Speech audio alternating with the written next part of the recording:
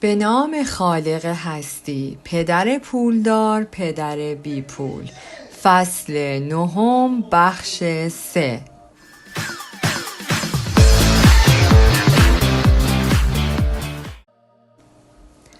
من هر وقت با متخصصی برای استخدام مصاحبه می کنم، اول سعی می کنم بفهمم وی چقدر دارایی یا سهام در اختیار دارد، چند درصد از درآمدش را مالیات می دهد. این قاعده در مورد حسابدار و وکیل مسئول رسیدگی به امور مالیاتی من هم صادق است. من حسابداری دارم که بیزینس شخصی خودش را هم اداره می کند. حرفه او حسابداری است، اما بیزینسی که دارد املاک است. قبلا حسابداری داشتم که بیزینس کوچکی داشت، اما صاحب هیچ ملکی نبود. من او را عوض کردم چون علایق کار ما مشترک نبود. کارگزاری پیدا کنید که قلباً خواستار بهترین منافع برایتان باشد. بسیاری از کارگزاران هستند که می توانند به شما چیز یاد بدهند و می توانند بهترین دارایی باشند که به دست می آورید. اگر شما با آنها منصفانه برخورد کنید، بیشتر آنها هم رفتاری منصفانه در قبال شما خواهند داشت. اگر فکر و ذکرتان این باشد که از کمیسیون آنها بزنید، آن وقت چه لزومی دارد که آنها برایتان کار کنند؟ همانطور که قبلا هم گفتم، یکی از مهارت‌های مدیریتی مدیریت افراد زیر دستان است. بسیاری از افراد فقط آنهایی را می توانند مدیریت کنند که فکر می کنند نسبت به خودشان در سطح هوشی پایین تری هستند و می توانند رویشان کنترل داشته باشند. مثلا مدیریت افرادی که در محل کار زیر دستانشان هستند. بسیاری از مدیران متوسط همیشه متوسط باقی می مانند، زیرا فقط می‌دانند چگونه باید با افراد کم هوش‌تر به نسبت خودشان رفتار کنند و آنها را هدایت کنند. مهارت حقیقی این است که بتوانید افرادی را که در برخی از عرصه‌های فنی از خودتان باهوش‌تر هستند را مدیریت کنید و حقوق خوبی به آنها پرداخت کنید. به همین دلیل است که شرکت‌ها هیئت مدیره دارند. شما هم باید هیئت مدیره داشته باشید. هوش مالی یعنی همین. 7. مانند یک بخشنده سرخپوست باشید. این یعنی قدرت به دست آوردن چیزی در برابر دادن هیچ چیز. وقتی اولین بار سفیدپوستان پای به خاک ایالات متحده گذاشتند، از رسوم فرهنگی که میان برخی سرخپوست‌های بومی شایع بود متعجب شدند. مثلا اگر یک مهاجر سردش بود، این دست افراد به او پتو میدادند. مهاجران که فکر میکردند پتو به عنوان هدیه به آنها داده شده است، وقتی سرخپوست مزبور تقاضای برگرداندنش را میکرد، بهشان برمیخورد. سرخپوستان هم وقتی میدیدند مهاجران قصد پس دادن پتو را ندارند، ناراحت میشدند. اصطلاح بخشنده سرخپوست هم از همین جا نشأت گرفته است، یعنی از یک سو تفاهم فرهنگی. در ستون دارایی ها مهم است که برای کسب ثروت همانند سرخپوستی بخشنده باشید. سوال اولی که یک سرمایه گذار خبره از خودش میپرسد این است: چقدر طول میکشد تا اصل سرمایه‌ام را به دست بیاورم؟ به علاوه این نوع سرمایه گذاری ها علاقمند هستند که بدانند چه چیزی مجاناً گیرشان می آید. به همین خاطر هم بازگشت سرمایه آنقدر برایشان مهم است. به عنوان مثال، من چند تا خیابان پایین تر از محل زندگی خودم یک آپارتمان گرویی را پیدا کردم که در شرف فروش از سوی بانک بود.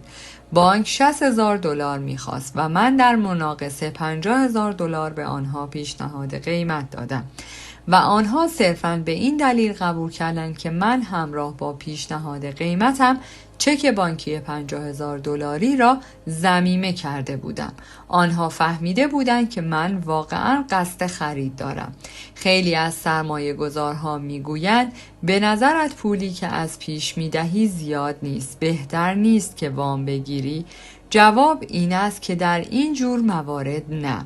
شرکت سرمایه گذاری هم این خانه را در فصل زمستان اجاره می دهد. یعنی وقتی پرنده های مهاجر به آریزونا می آیند و ماهی $2500 اجاره آن را به مدت 4 ماه دریافت می کند، اجاره همین خانه در فصول دیگر سال $1000 است. حالا صاحب این دارایی هستم که برایم گاه و بیگاه درآمدزایی می کند.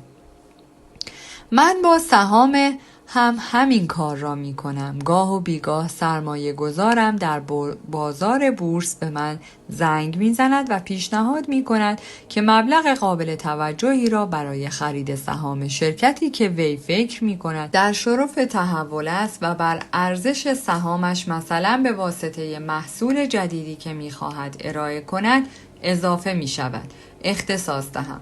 من به مدت 1 هفته تا 1 ماه موقعی که ارزش سهام بالا رفته است پولم را وارد معاملات بازار می کنم. سپس آن مقدار اولیه‌ای را که به خرید سهام اختصاص داده ام بیرون می کشم، چون نمی خواهم نگران نوسانات بازار باشم.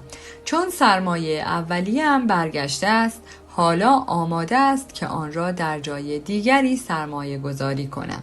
پس پولم وارد معاملات بازار می شود و از آن خارج می شود و من صاحب دارایی می شوم که از نظر فنی داشتنش مجانی است. اگر راستش را بخواهید من هم در بسیاری از موارد پولم را از دست دادم، اما صرفاً با آن مقدار پولی وارد معامله می شوم که اگر از دستش دادم بتوانم جبرانش کنم. می توانم بگویم که از میان 10 سرمایه گذاری که انجام می دهم در 2 تا 3 تای آنها موفق می شوم و در 5 تا 6 تای آن موارد سود و سرمایه با هم سر به سر می شوند و در 2 تا 3 تا از این موارد هم ضرر می کنم. اما ضررهایم را صرفاً محدود به مقدار پولی می کنم که در آن زمان اختصاص به معامله دادم. آنهایی که از خطر کردن متنفر هستند پولشان را در بانک می‌گذارند و در طولانی مدت به نظرشان سرمایه گذاری بهتر از هیچ چیز نیست، اما مدت زیادی طول می‌کشد تا در این صورت بتوانید اصل سرمایه‌تان را برگردانید و در بسیاری از موارد در صورت پس گرفتن اصل پولتان چیزی به دست نمی آورید. من در هر یک از سرمایه گذاری هایی که انجام می دهم امکان به دست آوردن مجانی یک چیز را در نظر می گیرم. مثلا یک آپارتمان یا انباری کوچک، یک تکه زمین، خانه، اوراق سهام یا ساختمانی جدید. به علاوه باید خطر این سرمایه گذاری هم کم باشد. در مورد کتاب‌هایی هم نوشته شده است که نمی‌خواهم در اینجا به آنها اشاره کنم. مدیر مکدونالد فرانشیز حق تولید انحصاری همبرگر می‌فروخت، نه به خاطر اینکه عاشق همبرگر بود، بلکه به خاطر اینکه در پوشش فروش حق امتیاز به دنبال املاک مجانی می‌گشت. بنابراین سرمایه گذاران عاقل باید توجهشان به چیزی فراتر از سود سرمایه‌شان باشد. منظورم دارایی هایی است که وقتی سرمایه‌تان دوباره به دستتان آمد به علاوه سرمایه چیزهای مجانی دریافت می‌کنید. 8. دارایی می‌تواند برایتان تجملات به ارمغان بیاورد. این همان قدرتی است که از تمرکز کردن بر افزایش دارایی‌هایتان نصیبتان می‌شود. فرزند یکی از دوستانم عادت بد ولخرجی پیدا کرده بود. وی که تنها 16 سال سن داشت به طور طبیعی خواستار داشتن اتومبیل خودش بود. بهانه‌اش هم این بود که والدین تمام دوستانش برایشان اتومبیل خریدند. این بچه هم می‌خواست سراغ پس‌اندازهایش برود و آنها را به عنوان پیش پرداخت برای خرید ماشین بدهد. همین موقع بود که پدرش با من تماس گرفت و گفت فکر می‌کنی باید بگذارم خودش از پولش پیش پرداخت بدهد یا من هم مثل والدین دیگر برایش ماشین بخرم؟ که من جواب دادم شاید اگر برایش ماشین بخری در کوتاه مدت فشار رویت کم بشود، اما در بلند مدت چه درسی به او داده ای؟ آیا می توانی از اشتیاق او به ماشیندار شدن استفاده کنی و کاری کن که او چیزی یاد بگیرد؟ ناگهان فکری به ذهن او خطور کرد و او با عجله برگشت خانه. 2 ماه بعد مجدداً با این دوست برخورد کردم و پرسیدم چه شد؟ پسرت ماشین خرید؟ نه نخرید. من رفتم سراغش و $3000 برای خرید ماشین به او دادم و گفتم به جای اینکه از پسنداز مخارج دانشگاهش استفاده کند، پول من را بردارد. گفتم خب این از بخشندگی تو بوده است. گفت نه واقعا، من پول را به یک شریک به او دادم. من توصیه تو را که گفته بودی از اشتیاق شدید او استفاده کنم به کار گرفتم و از انرژی او برای صاحب ماشین شدن طوری استفاده کردم که چیزی هم یاد بگیرد. گفتم حالا شرط چه بوده است؟ وی گفت خب ما اول بازی گردش سرمایه را بازی کردیم و در مورد استفاده عاقلانه از پول بحث و گفتگوی طولانی داشتیم. بعد من حق اشتراک مجله وال استریت را به علاوه چند تا کتاب در مورد بازار سهام به او دادم. بعد پرسیدم چه شد؟ نتیجه چه بود؟ من به او گفتم $3000 مال خودش است، اما نمیتواند از آن مستقیما برای خرید اتومبیل استفاده کند. میتواند از آن برای خرید و فروش سهام استفاده کند و کارگزار سهامی برای خود پیدا کند. وقتی توانست از 3000 تا 6000 دلار برای خودش دست و پا کند، آن وقت میتواند از اصل پول برای خودش ماشین بخرد و 3000 تای دیگر را هم برای خرج دانشگاهش کنار بگذارد. پرسیدم خب نتیجه چه شد؟ خب اولش در خرید و فروش شانس آورد. بعد از چند روز هرچه به دست آورده بود را از دست داد. بعد از آن واقعا علاقه‌مند کار بورس شد. می توانم بگویم 2000 تا از دست داده است، اما علاقه‌اش بیشتر شده است. وی تمامی کتاب‌هایی که برایش خریدم را خوانده است و برای خواندن کتاب‌های بیشتر به کتابخانه می‌رود. با اشتیاق مجله وال استریت را می‌خواند و حواسش به شاخص هاست و به جای MTV برنامه‌های CNBC را نگاه می‌کند. الان 1000 تا بیشتر ندارد، اما علاقه و آگاهیش بیشتر شده است. وی می داند که اگر آن را هم از دست بدهد تا 2 سال دیگر چیزی دستش نخواهد آمد. اما به نظر نمی رسد که توجهی داشته باشد. حتی به نظر می آید به خرید ماشین هم علاقه‌ای ندارد، چون بازی را پیدا کرده است که به نظرش مفرح‌تر هم هست. پرسیدم اگر همه پولش را از دست بدهد چه؟ به آن هم میرسیم. من ترجیح میدهم وی همین الان همه چیزش را از دست بدهد تا اینکه به سن ما برسد و بخواهد ورشکست شود. به علاوه مهم آن $3000 است که من صرف تعلیمات او کردم. چیزهایی که یاد میگیرد 1 عمر در زندگی به دردش خواهد خورد و به نظر میرسد دیدگاه جدیدی به پول پیدا کرده است. فکر می کنم دیگر ولخرجی نکند. همانطوری که در بخش اول به خودتان پول بدهید گفتم، اگر فردی نتواند خویشتن‌دار باشد بهتر است که دنبال پولدار شدن نرود، چون گرچه در نظر تولید گردش سرمایه از ستون دارایی‌ها آسان‌تر به نظر می‌رسد، اما شکیبایی روحی زیادی لازم است تا پول را مدیریت کند.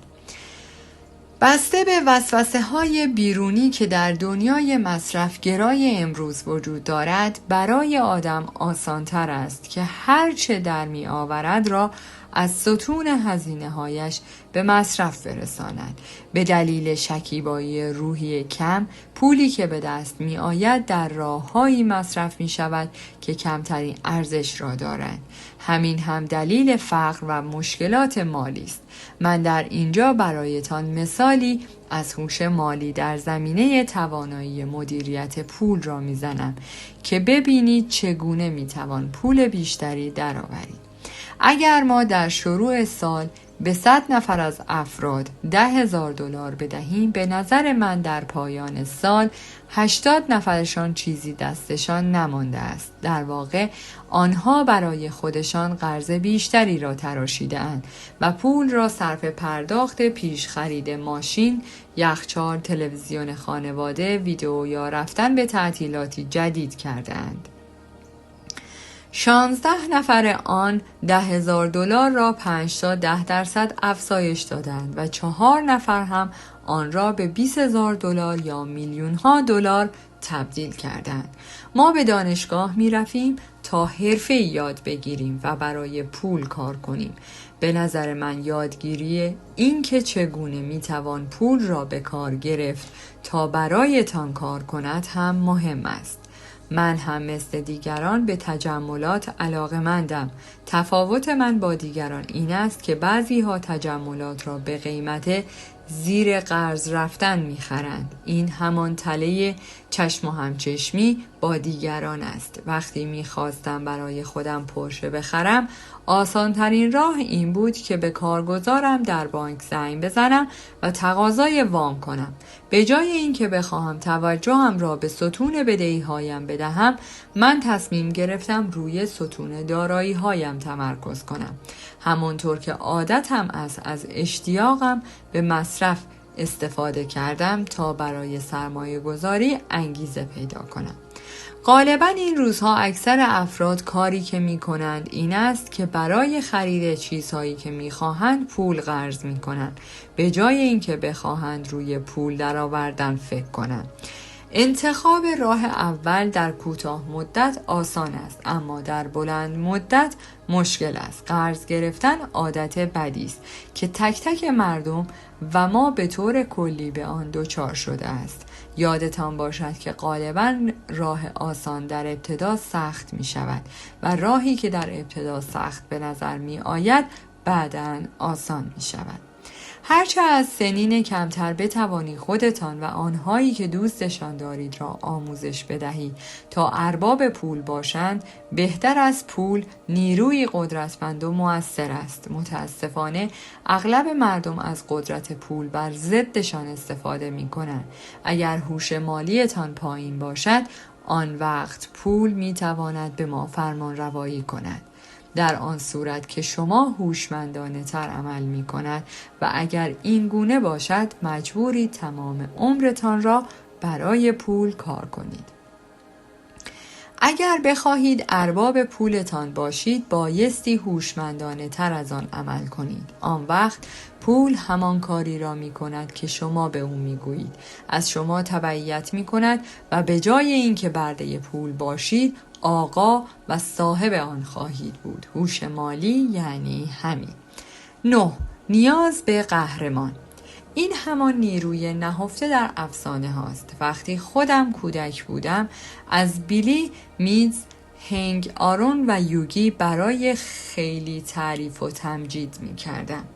آنها قهرمانان من بودند. من که آن موقع در لیگ کودکان بیسبال بازی می کردم، فقط می خواستم شبیه آنها باشم. کارت هایی که از آنها داشتم را مثل گنجی برای خودم نگه می داشتم. دلم می خواست تمامی جزئیات مربوط به آنها را بدانم. من آمار و ارقام بازی های آنها، متوسط تعداد ضربه هایشان، دستمزدی که می گرفتند و چگونگی رشدشان در ورزش را می دانستم. میخواستم همه چیز را در مورد آنها بدانم، زیرا واقعا میخواستم مثل آنها باشم. هر موقعی که در سن 9 یا 10 سالگیم داوطلب میشدم تا در بازی با چوگان ضربه بزنم یا به عنوان بازیکن خط شروع یا توپگیر بازی کنم، خودم نبودم، بلکه هنگ یا یوگی بودم.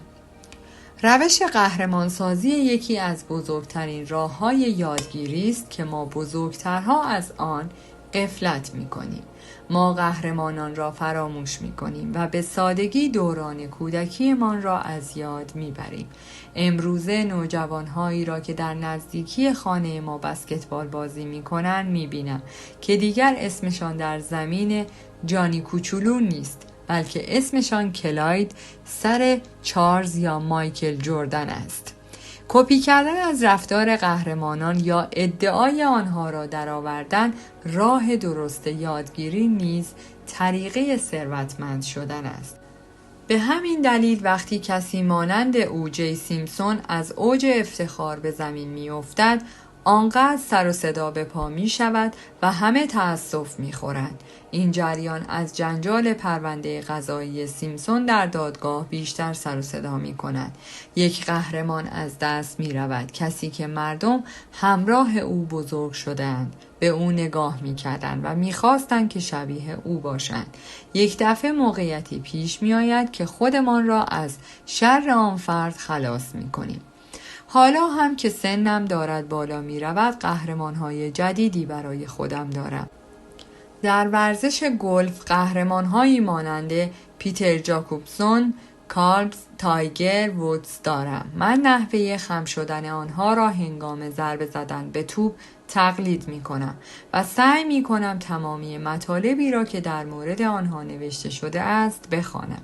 به علاوه در حوزه کاری خودم قهرمان‌هایی را دارم مانند دونالد ترامپ، وارن بافت، پیتر لینچ، جورج سورس و جیمز راجرز. در سنین بزرگسالیم آمار و ارقام مربوط به آنها را خواهم دانست، درست مانند دوران کودکیم که آمار قهرمانان بیسبال را حفظ بودم. من در مورد چیزهایی که وارن بافت رویشان سرمایه گذاری می کند مطالعه می کنم و هر گفته ای را که از اون نسبت به بازار نقل شده است می خوانم.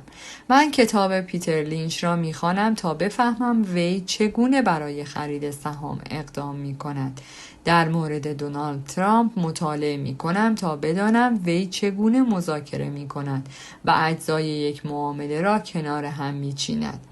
درست مثل دوران کودکیم که هنگام بازی بیسبال خودم نبودم. وقتی وارد بازار می شوم یا سر معامله مذاکره می کنم هم ناخودآگاهانه روش ترامپ را در پیش می گیرم. یا وقتی موقعیت بازار را بررسی می کنم طوری به آن نگاه می کردم که پیتر لینچ نگاه می کرد. وقتی برای خودمان قهرمان‌هایی داشته باشیم می توانیم به منبعی شگفت‌انگیز از نبوغ دست اول دسترسی پیدا کنیم. اما قهرمان‌ها می توانند کردی بیشتر از انگیزه دهی صرف به ما داشته باشند. وقتی از دید قهرمان‌ها به قضیه نگاه کنیم همه چیز آسان می شود. وقتی قانع می شویم که انجام هر کاری آسان است، آن وقت می خواهیم که مانند قهرمان‌ها باشیم. اگر آنها می توانند پس من هم می توانم. اگر نوبت به سرمایه گذاری برسد خیلی از افراد آن را کار مشکلی می دانند. به جایش دنبال قهرمان هایی بگردید که این کار را در نظرتان آسان جلوه می دهند. 10. ببخشید تا عوضش را ببینید. این همان قدرتی است که در بخشش نهفته است. هر دو پدر من معلم بودند. پدر پولدارم درسی را به من آموخت که تمام عمرم آن را عملی می کنم و آن هم ضرورت بخشنده بودن و بخشش است. پدر تحصیل کردم گرچه از وقت و دانش خیلی می بخشید اما از پولش تقریبا چیزی به کسی نداد. همانطوری که گفتم وی در این مورد می گفت هر وقت پول اضافه داشته باشم آن را می بخشم. البته خیلی کم هم پیش می آمد که پول اضافه داشته باشد، ولی پدر پول دارم هم تعلیمات و هم پولش را به دیگران می بخشید. وی عمیقاً به بخشش 10% از درآمدش اعتقاد داشت. وی همیشه می گفت اگر چیزی می خواهی باید چیزی ببخشی. وقتی کمبود پول داشت به کلیسایی که به آنجا می رفت و یا به سازمان خیریه مورد علاقهش پول می داد. اگر قرار باشد یک توصیه را با شما در میان بگذارم، من توصیه به بخشش می کنم. هر وقت احساس می کنید چیزی را کم دارید یا به چیزی نیازمند هستید، اول از آن کمی ببخشید. سپس مقادیر عظیمی از آن را دریافت می کنید. این امر در مورد پول، عشق، لبخند یا روابط دوستانه و اجتماعی صادق است. من می دانم که شاید بخشش آخرین کاری باشد که کسی بخواهد برای دریافت چیز مورد علاقه‌اش انجام بدهد. اما من از انجام این کار نتیجه گرفتم. من به درستی اصل معامله به این مثل معتقد هستم. به نظر من این اصل حقیقت دارد و من به همین دلیل آنچه می‌خواهم را می‌بخشم. اگر پول بخواهم از پولم می‌بخشم، بنابراین چندین برابر مبلغ درخواستیم را دریافت می‌کنم. اگر دنبال فروش باشم، ابتدا به کس دیگری کمک می‌کنم تا چیزی بفروشد. سپس معاملات فروش به سوی خودم هم سرازیر می‌شود. اگر دنبال مراوده یا روابطی باشم، ابتدا به شخص دیگری که همین تصمیم را دارد کمک می کنم و مثل یک معجزه رابطه ها به سویم می آیند. سالها پیش ضرب المثلی را شنیدم به این مضمون که خدا احتیاج به دریافت چیزی ندارد، اما انسانها نیازمند بخشش هستند. پدر پولدارم غالب اوقات می گفت فقرا از ثروتمندان حریص‌تر هستند. وی در توضیح این حرف می گفت اگر کسی پولدار است به خاطر این بوده که به فراهم کردن چیزهایی می پرداخته که سایرین به آن نیاز داشتند. در تمامی سالهای زندگیم هر وقت زمانی بوده است که به چیزی نیاز پیدا کردم یا کمبود پول داشتم یا به کمک کسی نیاز داشتم، تنها کاری که لازم بوده انجام بدهم این بوده که بیرون بروم و قدمی بزنم یا در قلب خودم آن چیز را پیدا کنم و تصمیم بگیرم که اول از همه آن را ببخشم. وقتی هم آن را بخشیدم همیشه به سویم برگشته است. این موضوع مرا یاد داستان فردی می اندازد که در یک شب سرد زمستانی با یک بغل هیزم نشسته بود و سر بخاری داد می کشید که هر وقت به من گرما دادی آن وقت از این چوب ها درونت می ریزم. وقتی نوبت به داشتن پول، عشق، شادی، فروش و مراودات برسد، تنها کافی است که فرد ابتدا آنچه می‌خواهد را ببخشد و سپس از آن چیز دسته دسته به سویش سرازیر می‌شود. غالباً تنها فکر کردن به چیزی که می‌خواهید و فکر کردن به این که چگونه می‌خواهید چیزی را که دوست دارید به دیگران بدهید، سیلی از فراوانی را به سویتان روانه می‌کند. هر وقت احساس کنم که دور و برم را آدم‌هایی گرفتند که لبخند نمی‌زنند، ابتدا خودم لبخند می‌زنم و به آنها سلام می‌کنم. بعد می‌بینم که انگار معجزه می‌شود. اطرافم پر از آدم‌های لبخند به لب می‌شوند. درست است که می‌گویند دنیایتان انعکاسی از خودتان است. به همین دلیل است که میگویم شما درس بدهید و نتیجه اش را خواهید دید. من خودم متوجه شدم که هرچه بیشتر از صمیم قلب به دیگران آموزش میدهم، خودم بیشتر یاد میگیرم. اگر میخواهید در مورد پول مطلب یاد بگیرید، دانسته هایتان را به دیگران یاد بدهید. آن وقت می‌بینید سیلابی از نکته‌های جدید و ظریف در مورد پول که نمی‌دانستید به طرفتان سرازیر می‌شود.